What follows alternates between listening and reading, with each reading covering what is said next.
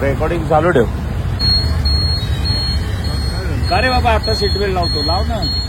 काढला होता ना, विदाऊट सीट बेल्ट गाडी चालवत होता ना, सायरन वाजवतो ती. आमदार बसले तरी सायरन वाजवायला कोणी परवानगी दिली?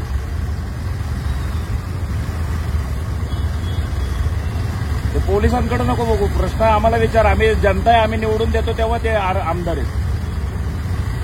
सायरन वाजवायला परवानगी कोणी दिली? सीट बेल्ट कुठे आहे तुझं? आत्ता घालतो वय.